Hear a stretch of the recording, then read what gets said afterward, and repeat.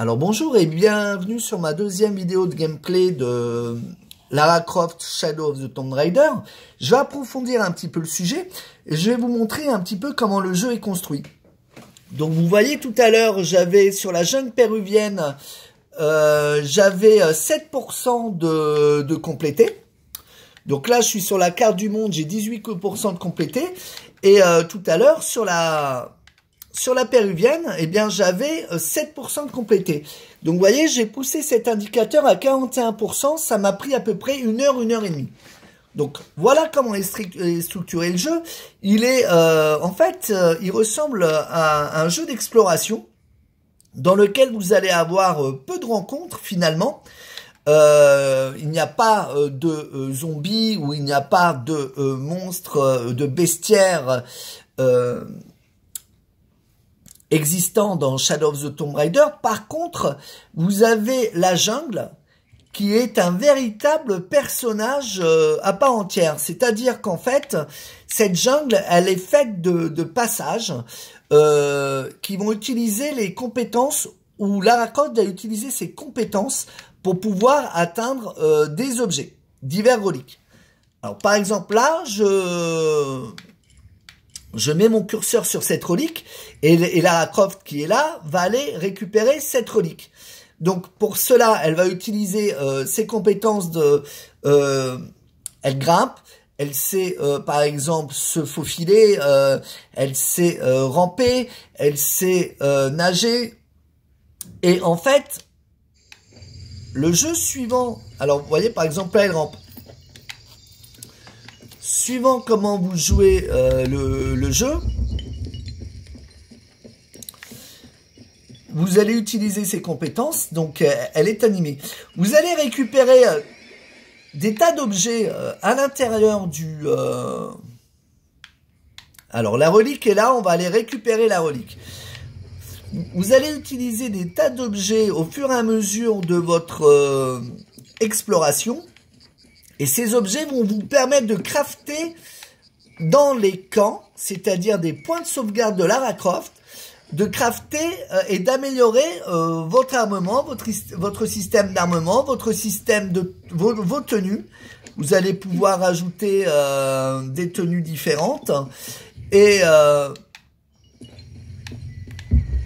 vous allez pouvoir améliorer vos compétences. Donc voilà où était la relique. Donc en fait, c'est un jeu vraiment d'exploration, c'est-à-dire que je vais voyager de camp en camp à travers mes camps, des camps que j'ai récupérés. Je vais ensuite améliorer mes inventaires et améliorer mes compétences. Et je vais découvrir le plus qu'il y a à découvrir. Alors vous voyez, ça c'est le résumé de la région. Tombeau terminé, 1 sur 2. Défi terminé, coffre au trésor, crypte 1 sur 2, 6-9 en relique. Document 5 sur 13, fresque 3 sur 7, cache de survie 4 sur 9 et monolithe 1 sur 1. Donc c'est un petit peu le journal de bord des régions que je traverse. Et je suppose, alors, au fur et à mesure que j'avance en compétences et que je récupère des caractéristiques, je vais pouvoir utiliser différents objets. Par exemple, dans cette région, j'ai beaucoup utilisé le piolet, mon piolet de départ, pour creuser des trous, pour découvrir des tombeaux, pour découvrir des cryptes, etc. Ici, on me demande d'utiliser le fusil à pompe pour casser un petit peu l'environnement et pour récupérer des passages secrets dans lesquels je vais pouvoir utiliser mon journal pour faire mes quêtes. Bien entendu, regardez, ici c'est ma quête principale. Je peux tout à fait tout zapper et ne faire que la quête principale, ce qui serait dommage, puisque en fait je m'éloignerai en fait de la découverte et du jeu. Donc c'est un jeu qui a une véritable profondeur de découverte. Alors, une fois que j'ai dit ça, il y a quelque chose qui moi pour l'instant m'apparaît bien, c'est sur ces premières cartes de découverte, je n'ai pas d'ennemis. Je pense que le jeu est suffisamment intelligent, mais là je referai des let's play là-dessus, je pense que le jeu est suffisamment profond pour que plus j'avance dans mes explorations, on va dire classiques, là par exemple je dois récupérer 5 plantes. Plus j'avance dans mes explorations classiques, plus je vais tomber sur des ennemis. Pour l'instant, c'est pas le cas, mais je ne suis qu'au début de la carte, parce que regardez, je n'ai fait en fait que 2 zones de carte. Donc, tout ça me sera... Je découvrirai tout ça plus tard au cours de mes sessions de game. Donc, encore une fois, c'est un jeu qui a beaucoup de choses, Moi, je trouve qu'il est extrêmement plus intéressant qu'un Zelda totalement alambiqué, avec un espèce de farm à profusion de monstres, et puis alors des leviers, des systèmes de leviers qui sont vraiment, on va dire, tarabiscotés. Là, en fait, quel que soit le niveau que vous choisissez, par exemple, regardez, là, je suis en facile. Le facile me permet d'avoir bien en vue les endroits où je vais pouvoir grimper, où je vais pouvoir avancer dans mon aventure sans que ça soit une prise de tête effroyable pour réussir à atteindre tel ou tel endroit. Alors là, par exemple, j'ai une cage de survie, je vais aller la découvrir. Donc, je vais découvrir ma cage de survie. Et, regardez par exemple ici, hop, en utilisant mon piolet. Alors, par contre, il y a quand même des trucs que j'ai du mal à... Voilà, en utilisant mon piolet, je peux arriver à hauteur de cet endroit. Et je peux donc me rendre sur le point qui va me faire progresser dans la découverte. Voilà, regardez, là j'ai récupéré 2 objets. Donc une caméra, bon alors... Une caméra X700, ça m'en avait une, j'en étais tellement jalouse. C'est exactement ce qu'il faut pour partir en expédition à la recherche d'une civilisation oubliée ou d'un monument. Sa présence ici prouve bien que des gens sont venus dès les années 80. Même si le monde moderne se moque d'eux, certains rêvent encore d'anciennes légendes.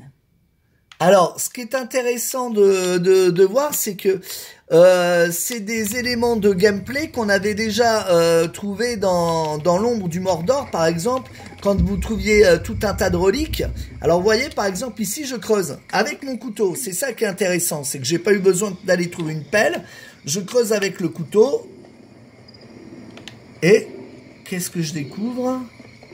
Ah, excusez-moi, ça m'a un peu échappé. Ouais, j'ai trouvé une cage de survie, bon. Et ici, il y en a une autre. Ici, il doit y avoir un animal un petit peu particulier. Là, j'ai un coffre au trésor. Allons récupérer ce coffre au trésor. Et donc, j'étais en train de vous expliquer qu'on avait trouvé ces éléments de gameplay explicatifs des objets dans l'ombre du Mordor, et moi j'en avais été assez fan. Donc moi je trouve qu'il y a une culture dans le jeu qui est vachement intéressante, c'est-à-dire que vous êtes un aventurier, vous récupérez des reliques, vous sentez qu'il y a un gameplay autour de l'exploration et de la découverte d'objets en fait. Et ça change... des jeux comme Odyssey ou des jeux comme, en fait, Assassin's Creed, même si vous retrouvez des éléments de gameplay, parce que, en fait, vous avez véritablement un aspect découverte qui est vraiment approfondi. C'est pas comme dans Assassin's Creed où finalement vous trouvez des lieux, vous trouvez des monstres à buter, vous récupérez un objet et puis vous vous barrez. Là, en fait, la jungle est vraiment un personnage à part entière. Il va falloir que vous appreniez à vous faufiler, il va falloir que vous appreniez à découvrir à quel endroit vous pouvez aller. Vous craftez vos objets en récupérant des matières premières sur les différentes plantes et bois, etc. Et petit à petit... vous avancez dans votre exploration, vous avancez dans vos découvertes. Alors, ça a été le cas aussi dans Assassin's Creed, mais à un différent degré. C'est-à-dire que l'environnement, maintenant on est habitué à des environnements extrêmement larges, extrêmement grands dans tous ces nouveaux jeux. Et Lara Croft apporte, voilà, vous voyez, j'ai découvert quelque chose là. Et j'entends un animal aussi. Et l'animal est montré sur ma carte. Ça doit être un espèce de gros sanglier. Alors je découvre des cages de survie, bon. Ou alors c'est un... C'est toujours pareil, c'est un léopard comme j'en ai tué un ou deux. Donc toujours pareil, on va toujours essayer d'aller se trouver ce coffre au trésor tranquillement. Comme ça vous découvrez que cette jungle est vraiment un personnage à part entière. Elle est... Vous voyez, par exemple, c'est là. Merde. Bon, on meurt. Alors, là aussi, c'est un élément de gameplay qui est intéressant. Vous allez mourir dans Shadow of the Tomb Raider. Vous allez tomber dans des pièges. Vous allez tomber tout simplement de falaises. On retrouve des... vraiment l'ancienne Lara Croft telle qu'on l'a connue pendant des années. Je trouve que ça fait du bien. L'environnement est luxuriant, l'environnement est d'une richesse incroyable et c'est ce qui fait la richesse pour moi du jeu. C'est que le travail au niveau du design de cette forêt ou du design des tombeaux que vous découvrez, etc. est franchement fascinant.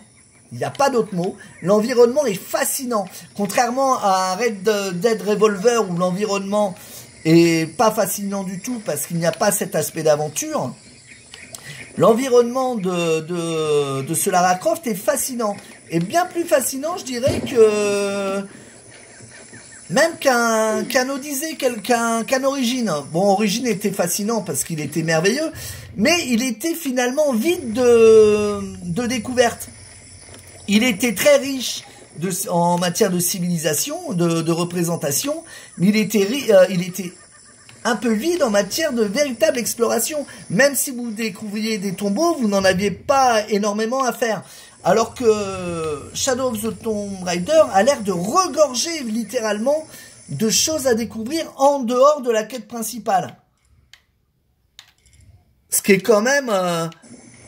je trouve que ce qui est quand même un bon point, quoi.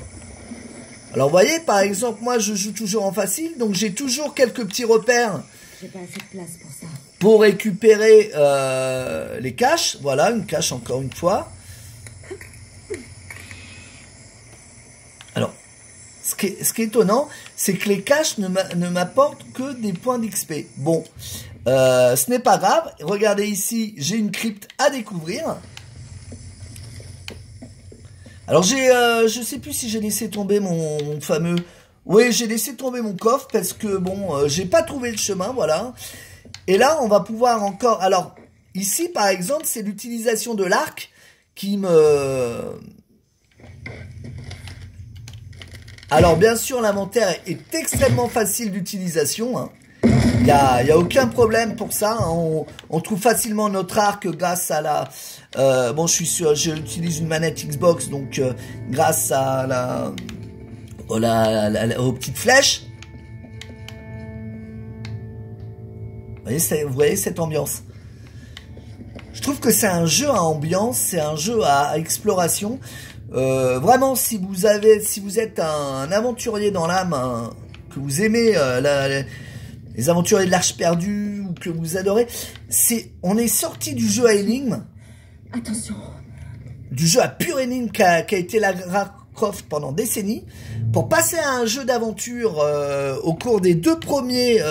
Enfin bon, moi je vous avoue, j'ai fait que le premier de la nouvelle trilogie, qui était un véritable jeu d'aventure en fait, hein, où ça canardait, où voilà, où vous craftiez un petit peu, mais pas grand chose, et vous aviez une grosse émission principale pour revenir à un véritable jeu d'exploration qu'utilise regardez, des systèmes de jeu. Regardez, quand Lara Croft est prise dans la boue, on a l'impression qu'elle pourrait être prise aussi dans un piège. Donc je fais toujours attention. Voilà, vous voyez, je suis à la découverte d'une crypte. Et vraiment, allez, hop, j'enlève un piège. J'évite de tomber dedans.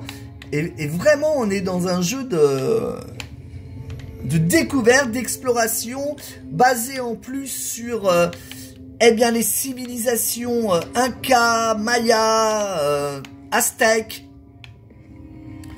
Donc vous en apprenez, vous avez vraiment l'impression d'en apprendre comme si vous étiez en exploration, je veux dire, d'en apprendre sur ces civilisations. Et vraiment, le jeu est fascinant d'intelligence, de... Et voyez, je suis tombé dans un piège mortel. Et le piège, j'aurais pu le voir si vraiment j'avais scruté le sol sur lequel je marche. C'est aussi, c'est passionnant. Et vraiment intelligent de... Attention. Attention. De compte rendu, de la façon dont on vous explique les civilisations. Alors, c'est sûrement romancé au niveau historique, je ne sais pas, je pense que c'est assez véridique. Mais on en apprend beaucoup au terme de toutes ces explorations, quoi.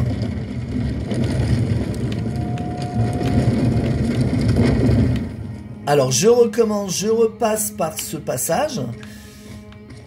Je me demande bien où ça mène. Alors, je suis pas tombé dans ce piège, mais je suis tombé dans l'autre.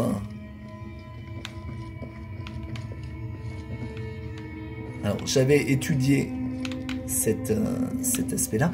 Je crois que j'aurais pu... Alors voilà, il est là le piège, il se voit. Hein. Donc en fait, il suffit, bien sûr... Voilà. Hein. Alors ce qui est marrant, c'est que Lara Croft a toujours, au cours de vos pérégrinations... autour de votre avancée, a toujours ces petits mots assez modernes, hein. Quand vous êtes emmerdé, quand il vous arrive un truc qui vous pose problème, donc elle n'hésite pas à balancer des merdes ou elle n'hésite pas à balancer des fichiers. Et je trouve que c'est sympa, quoi. Ça la rend, elle se fait chier à faire tout ça, quoi. C'est pas... Vous sentez que c'est pas simple pour elle, comme ça serait pas simple pour vous. Je veux dire, elle a beau être entraînée, ça a beau être une superbe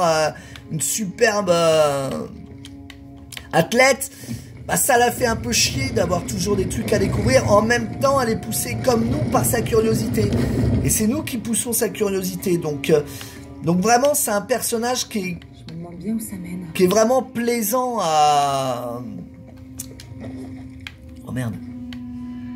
Qui est vraiment plaisant à vraiment, on a un vrai plaisir à incarner cette Lara dans cet opus. Blindé de découvertes, blindé de choses super sympas.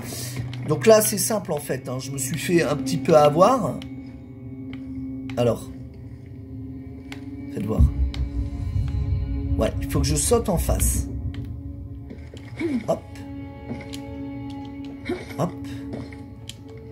Ah, qu'est-ce qui se passe? Voilà. Et là, en fait, c'est un jeu où... En fait, là où je me suis fait avoir, c'est que j'ai sauté qu'une seule fois et j'ai cru qu'elle allait s'agripper à la roche. Mais la roche n'étant pas utilisable pour ses piolets, il faut taper 2 fois sur A et la faire grimper, vous voyez?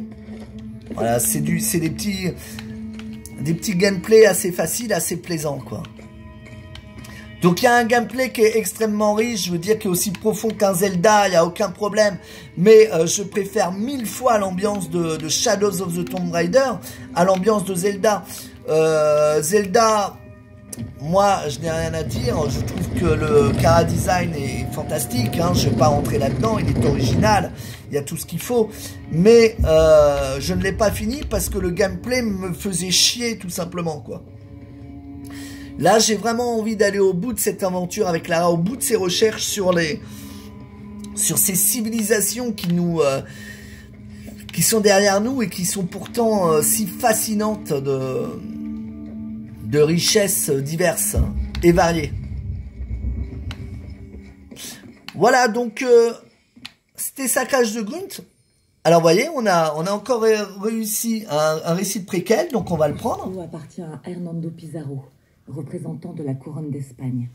Diego de Almagra a été capturé, Rodrigo Orgonez est mort, et le reste de leurs armées d'hérétiques ont été mis en déroute. Nous avons traversé les montagnes jusqu'à la côte, non loin de Cusco. Orgonez est venu à notre rencontre à Cachupampa, Un piètre choix pour sa cavalerie. Et on n'est pas dans la principale, hein, on n'est pas absolument pas dans les...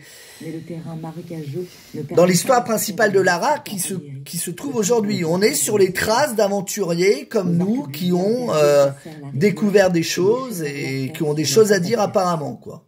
Pizarro et Orgonèse. Voilà, on est un petit peu, ça mélange un petit peu l'époque des conquistadors, l'époque des années 80 et l'époque d'aujourd'hui, qui est l'aventure de Lara à ce jour. Alors, la crypte. Alors, ma crypte, où est-ce qu'elle en est? Je l'ai bien découvert, ma crypte. Alors, pourquoi ça me la valide pas? Attendez, je regarde. Hein. Est-ce que je serais passé, justement, à côté d'un secret? On va voir. Parce que là, franchement, ça me... Là, pour moi, je l'ai traversé de fond en comble, cette crypte.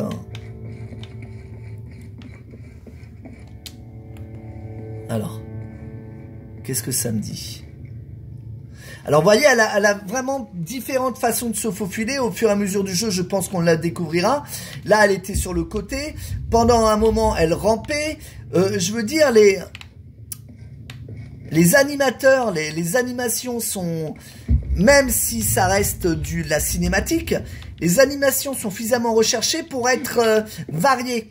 Lara Croft, on n'a pas l'impression qu'elle fait toujours la même chose. Et ça, c'est extraordinaire. Ah. On dirait que ça décrit une pièce cachée près d'ici. Ah, donc il faut bien que je récupère à l'intérieur de cette crypte, qui est déjà un lieu assez caché, quelque chose d'encore plus secret. Alors, comment on va faire? Là, ça reste un petit peu quand même du mystère. Alors, je vais regarder. Par ici, je ne peux rien faire. Par là, je ne peux pas. Je n'ai pas mes traces blanches montrant que je peux faire une quelconque traversée. Le jeu m'amène bizarrement. Alors, faites voir un peu sur la carte. Ouais, je suis là. Ouais, à mon avis, j'ai bien quelque chose à découvrir, mais alors, ça va être compliqué. Hein. Donc, on va s'arrêter là. Regardez. J'ai continué à monter ma découverte de cette jungle péruvienne, en sachant qu'à côté, j'ai Coatzacoalcos aussi à découvrir, et je ne suis qu'à 19%. Donc, vous voyez, et en plus, ce sont les 2 premières régions du jeu. Donc, je crois que si vous accrochez vraiment à ce système de découverte, je trouve que le jeu a vraiment de quoi vous faire passer des heures d'exploration et d'émerveillement, vraiment. Voilà, bah c'était Saccage de Grunt, et merci pour cette nouvelle vidéo.